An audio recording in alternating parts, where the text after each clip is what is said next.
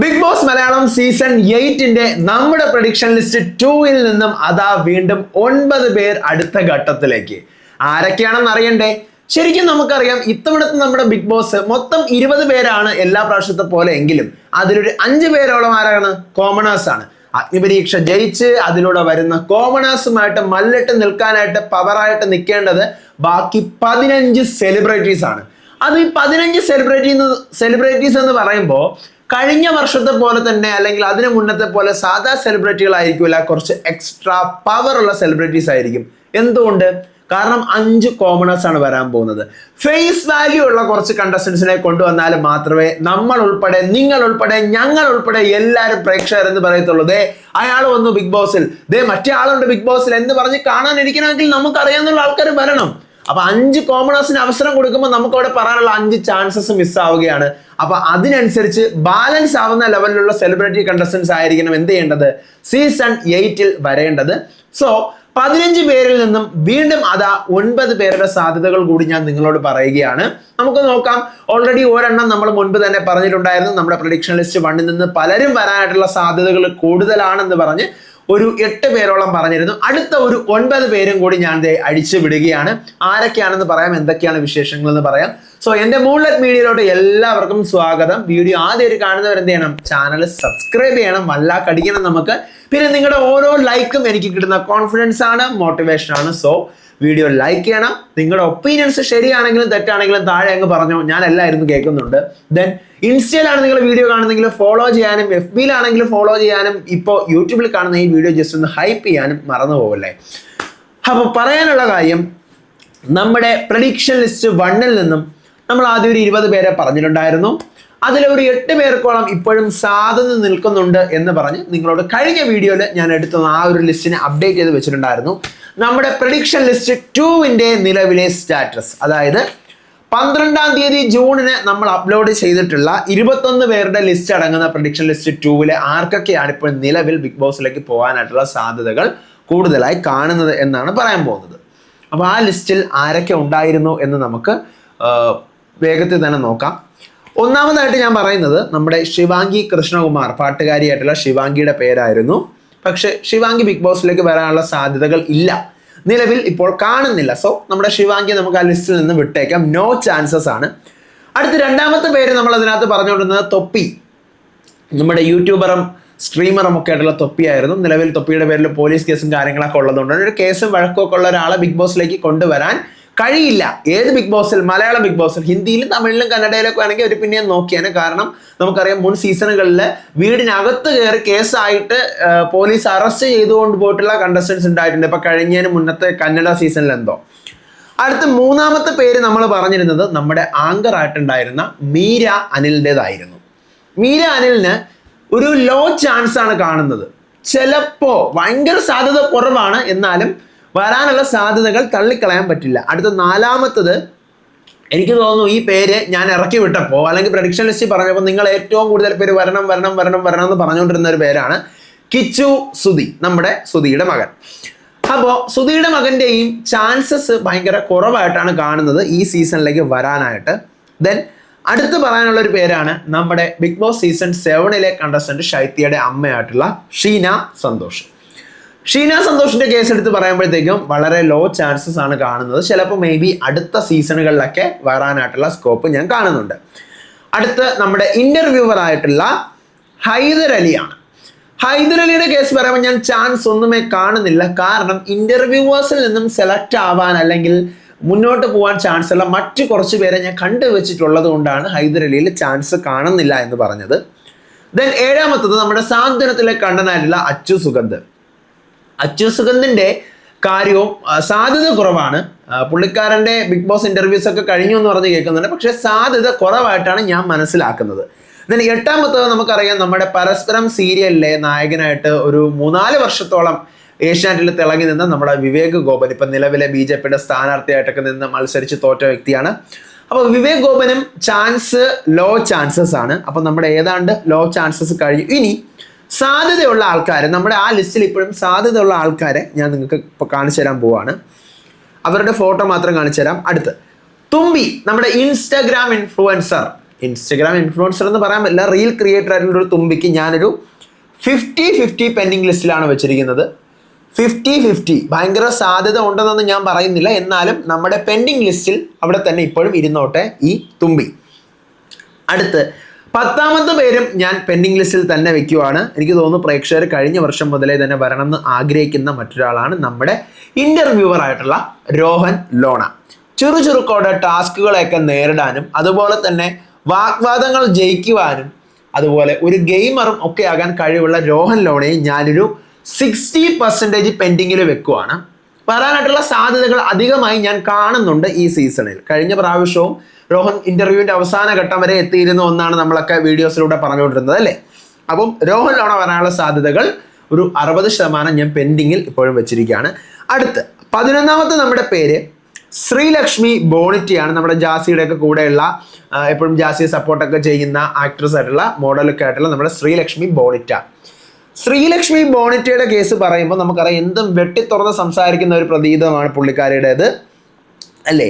പക്ഷേ പുള്ളിക്കാരി നമുക്കൊരു 50-50 ചാൻസിൽ വെച്ചിരിക്കാം. പെൻഡിങ് ആണ്, പെൻഡിങ് ലിസ്റ്റിലുള്ളവരെ നിങ്ങളൊന്ന് ഓർത്ത് വെച്ചിരുന്നോളൂ. ഓക്കെ, അടുത്ത 12ാമത്തെ പേര് ഞാൻ പറയുന്നത് നമ്മുടെ ഒരു ഇൻസ്റ്റഗ്രാം ഇൻഫ്ലുവൻസർ ആണ്. എനിക്ക് തോന്നുന്നു ബിഗ് ബോസിൽ കയറാൻ വേണ്ടിയിട്ടായിരിക്കാം ഈ പുള്ളിക്കാരി കഴിഞ്ഞ ഒരു 1.5 വർഷമായി സോഷ്യൽ മീഡിയയിൽ ഭയങ്കര സജീവമാണ്, റിയാക്ഷൻ വീഡിയോസ് ഒക്കെ ചെയ്യുന്നുണ്ട്, പലരെയും എക്സ്പോസ് ഒക്കെ ചെയ്യിക്കുന്ന നമ്മുടെ ഫസ്മിന. ഒരു 60% പെൻഡിങ്ങിൽ തന്നെ നമുക്ക് ഫസ്മിനെ വെച്ചിരിക്കാം. ഓക്കെ, നമ്മുടെ തൊപ്പിയുടെ എക്സ് ഗേൾഫ്രണ്ട് കൂടിയാണ് നമ്മുടെ ഈ പറയുന്ന ഫസ്മിന. അപ്പോൾ അതുകൊണ്ട് ഫസ്മിനായി നമുക്ക് പെൻഡിങ് ലിസ്റ്റിൽ തന്നെ നിലനിർത്തിയേക്കാം. അടുത്ത് 13ാമതായി ഞാൻ പറയുന്ന പേര്, ഞാൻ ഇത് ഇൻസ്റ്റഗ്രാമിലൊക്കെ ഇട്ടിരുന്ന സമയത്ത് ഒത്തിരി പേര് ഭയങ്കരമായി കമൻ്റൊക്കെ ചെയ്തിട്ടുണ്ടായിരുന്നു ഈ പുള്ളി വരണം എന്ന് പറഞ്ഞിട്ട്, നമ്മുടെ റീൽ ക്രിയേറ്റർ ആയിട്ടുള്ള ആദർശ് ഷേനായി. പക്ഷേ ആദർശിൻ്റെ എനിക്ക് തോന്നുന്നത് ആദർശ് വരാനായിട്ടുള്ള സാധ്യതകൾ ഭയങ്കര കുറവാണ് ഇപ്പം നിലവിൽ.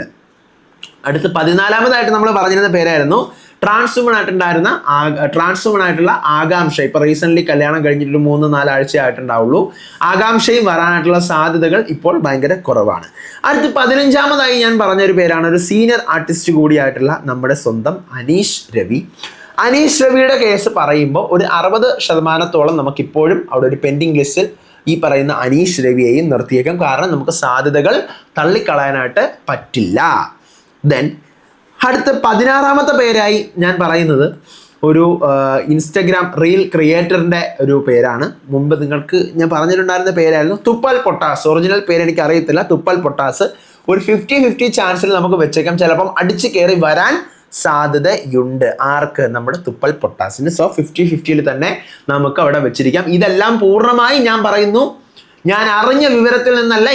നമുക്ക് ബിഗ് ബോസിന് ഇപ്പം ഇതിൻ്റെ 4ാമത്തെ ഇയർ ആണ് റിവ്യൂ ചെയ്യാൻ തുടങ്ങിയിട്ട്, നിങ്ങൾക്ക് അപ്ഡേറ്റുകൾ തരാൻ തുടങ്ങിയിട്ട്. നിങ്ങൾക്കറിയാം അൻസിഫ് എത്രത്തോളം കാര്യങ്ങൾ പറയുന്നതിൽ കറക്റ്റ് ആവാറില്ല. അപ്പം ആ ഒരു ട്രസ്റ്റോട് കൂടി ഞാൻ മനസ്സിലാക്കുന്ന കുറേ ഫാക്റ്റുകളാണ് നിങ്ങളോട് പറയുന്നത്, എൻ്റെ കുറേ സാധ്യതകളും തോട്ട്സും.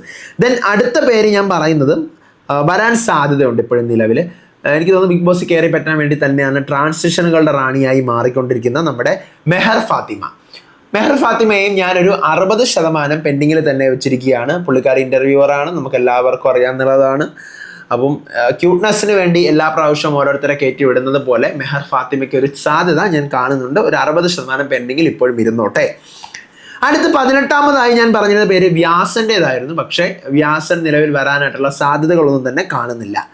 19ാമതായിട്ട് ഞാൻ പറഞ്ഞിരുന്ന പേര് നമ്മുടെ സ്റ്റാൻഡപ്പ് കൊമേഡിയൻ ആയിട്ടുണ്ടായിരുന്ന ദീപക് മോഹൻ്റെ പേരായിരുന്നു. കഴിഞ്ഞ വർഷം അവസാന ലിസ്റ്റ് വരെ വന്ന് കൺഫേം ലിസ്റ്റിൽ വരെ വന്ന് 100% കൺഫേംഡ് വരെ ആയതിനു ശേഷം ഏത് പറ്റി മായാജാലം നടന്നോന്നൊന്നും നമുക്കറിയത്തില്ല. Deepak Mohan finally Bigg Boss വീട്ടിലില്ലായിരുന്നു അല്ലേ. നമ്മൾ എല്ലാ ദിവസവും എനിക്ക് തോന്നുന്നു ബിഗ് ബോസ് തുടങ്ങുന്നതിനൊക്കെ കഴിഞ്ഞ വർഷം ബിഗ് ബോസ് തുടങ്ങുന്നതിന് 1 മാസം മുന്നേയും 2 മാസം മുന്നേ ഒക്കെ മുഴങ്ങിക്കെട്ടിരുന്ന പേരായിരുന്നു ദീപക് മോഹൻ. പക്ഷേ എന്തുകൊണ്ടോ ബിഗ് ബോസ് സീസണിൽ അവസാനം ഇല്ലാതായിപ്പോയി. സോ മുൻകാല സീസണുകളിൽ നമുക്കറിയാം വന്നിട്ട് അവസാന ഘട്ടം വരെ എത്തിയിട്ടൊക്കെ പറ്റാത്തവർ അടുത്ത സീസണിലൊക്കെ വരാറുണ്ട്. So Deepak Mohan high chances ഞാൻ കാണുന്നുണ്ട്. ഒരു 60% പെൻഡിങ്ങിൽ തന്നെ ദീപക് മോഹനെ വെച്ചിരിക്കാം. അടുത്ത് ഈ ലിസ്റ്റിലെ ഏറ്റവും കൂടുതൽ സാധ്യത ഏറിയ വ്യക്തിയാണ് ബിസിനസ്മാനും ഓണ്ടർപ്രണറും ഒക്കെ ആയിട്ടുള്ള അപിൽ ദേവിന്റെ പേരായിരുന്നു ഞാൻ പറഞ്ഞിരുന്നത്. 70% നിങ്ങൾ പെൻഡിങ്ങിൽ ഈ പേര് വെച്ചോളൂ. 70%-ഓളം പുള്ളിക്കാരൻ വരാനായിട്ടുള്ള ഒരു സാധ്യത ഞാൻ കാണുന്നുണ്ട്. അപ്പം അതെന്തുകൊണ്ടാണെന്ന് ചോദിച്ചു കഴിഞ്ഞാൽ, ഇപ്പം കഴിഞ്ഞ സീസണിലെ ലക്ഷ്മി, അതിന് മുൻപത്തെ സീസണിലെ അഭിഷേക് ശ്രീകുമാർ, ഈ സീസണിലെ വരാൻ പോകുന്ന എനിക്ക് തോന്നുന്ന അപിൽ ദേവ്, അപ്പോൾ ഇവരൊക്കെ ഒരു ഫ്രണ്ട്ഷിപ്പ് ഗ്യാങ് ആണ്. ഇപ്പൊ അത്യാവശ്യം നല്ല കത്തിയൊക്കെ നിൽക്കുന്നുണ്ട് പുള്ളിക്കാരൻ്റെ പേരുകളൊക്കെ. പുള്ളിക്കാരൻ ബിഗ് ബോസിലേക്ക് വരുന്നു എന്നുള്ള തരത്തിലുള്ള വാർത്തകളും അതുപോലെ തന്നെ കുറെ ക്ലിപ്പുകളൊക്കെ ഇങ്ങനെയൊക്കെ വരുന്നുണ്ടായിരുന്നു. നമ്മളിത് നിങ്ങൾക്കറിയാം 12 ജൂണിനടുത്ത വീഡിയോയിലാണ് ഞാൻ ഈ ഡീറ്റെയിൽസ് ഒക്കെ പറഞ്ഞിരിക്കുന്നത്. ആ വീഡിയോ പോയി കണ്ടു നോക്കുന്നവർക്ക് അറിയാൻ പറ്റും. ഓക്കെ, അടുത്ത് 21ാമത്തെയും അവസാനത്തെയും പേരായിട്ട് ഞാൻ പറഞ്ഞിരുന്നത് റാഷിദയായിരുന്നു. റാഷിദ മോഡലും ആക്ട്രസ് വരുന്ന റാഷിദയാണ്. പക്ഷേ റാഷിദയ്ക്ക് ഞാനിപ്പോൾ ചാൻസസ് ഒന്നും തന്നെ നിലവിൽ കാണുന്നില്ല, ലോ ചാൻസസ് ആണ്. അപ്പം ഈ 21 പേരുടെ പേരുകൾ ഇതിനകത്ത് നമുക്ക് ആവശ്യമുള്ളവരുടെ പേരുകളോട്ട് മാത്രം നമുക്ക് പോവാം.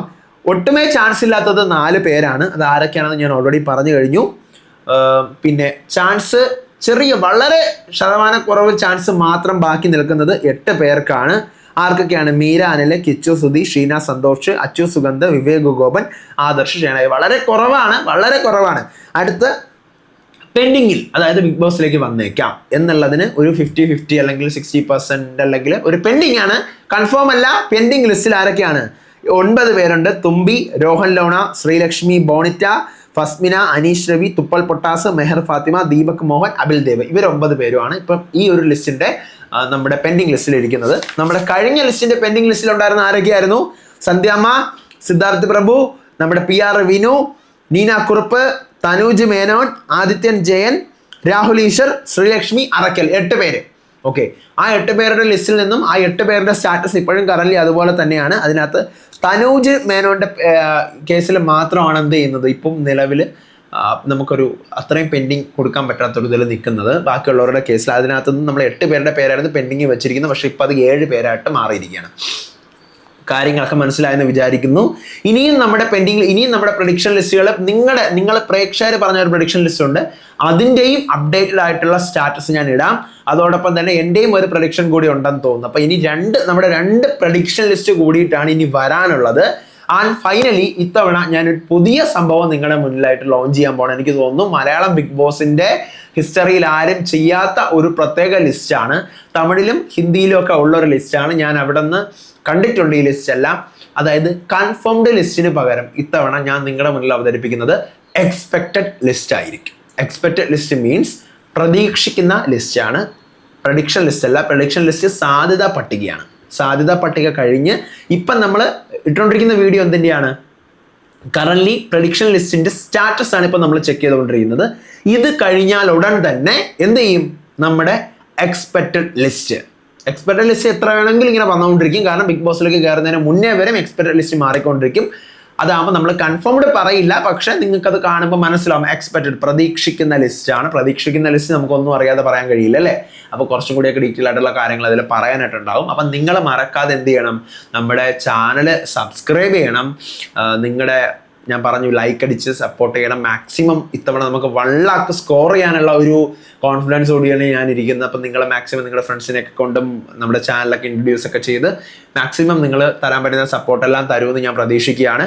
അടുത്ത പ്രഡിക്ഷൻ ലിസ്റ്റ് 3യുടെ എനിക്ക് തോന്നുന്നു നിങ്ങളുടെയാണെന്ന് തോന്നുന്നു നെക്സ്റ്റ് പ്രഡിക്ഷൻ ലിസ്റ്റ്. അതുമായിട്ട് ഞാൻ ഉടനെ വരുന്നതായിരിക്കും. കാരണം ഇനിയിപ്പം ബിഗ് ബോസ് മെയിൻ സീസണ് 30 ദിവസം പോലും ഇല്ല. നമുക്ക് നമ്മുടെ എക്സ്പെക്റ്റഡ് ലിസ്റ്റുകളൊക്കെ പതിയെ ഇട്ട് വരണം. 60% 70% കൺഫേം ലിസ്റ്റ് ഒക്കെ പതിയെ ഇട്ട് വരണം. അപ്പോൾ അതുകൊണ്ട് തന്നെ അത് ഞാൻ ടപ്പേ എന്ന് പറഞ്ഞ കണക്ക് നാളെ മറ്റന്നാളും കൊണ്ട് ഫിനിഷ് ചെയ്ത് തീർക്കും. ഓക്കെ, അപ്പോൾ അടുത്ത വീഡിയോ ആയിട്ട് വരാം, വിശേഷമായിട്ട് വരാം. ചാനൽ സബ്സ്ക്രൈബ് ചെയ്യുക. എല്ലാവരും ഹാപ്പി ആയിട്ട് സേഫ് ആയിട്ടിരിക്കുക. വെള്ളപ്പൊക്കത്തിൻ്റെയൊക്കെ കാലമാണ്. എല്ലാവരും സേഫ് ആയിട്ടിരിക്കുക. രാത്രി കിടന്നുറങ്ങുമ്പോൾ വലിച്ചും കൂടി പൊതിച്ച് കിടന്നുറങ്ങാതെ ഇടയ്ക്കിടയ്ക്ക് എഴുന്നേറ്റൊക്കെ ശ്രദ്ധിക്കുക കേട്ടോ. അപ്പോൾ അടുത്ത വീഡിയോ ആയിട്ട് വരാം, വിശേഷമായിട്ട് വരാം. അതുവരേക്കും ബൈ.